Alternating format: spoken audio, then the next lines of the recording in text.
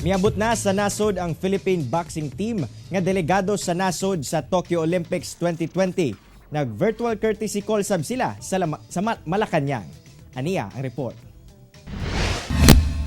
Pasado alas 4 sa hapon kagahapon dihang miabot ang eroplanong sakay ang Philippine boxing team nga delegado sa nasod sa Tokyo Olympics 2020.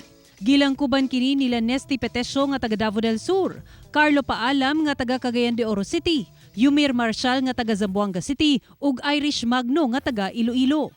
Gitimbaya sila ni Pangulong Rodrigo Duterte pinaagi sa usa ka virtual courtesy call sa Malacanang.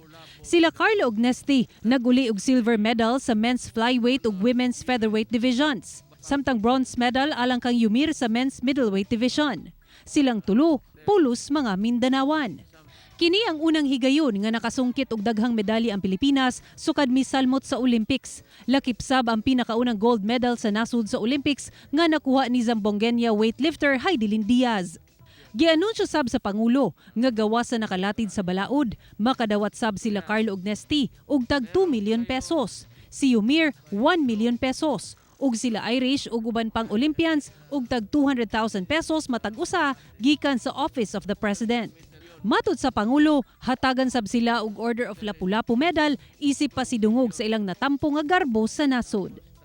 You went to Tokyo to fight and I say that you did your best and the Filipino people appreciate it, especially bringing honor to the country. So, congratulations and mabuhay kayo.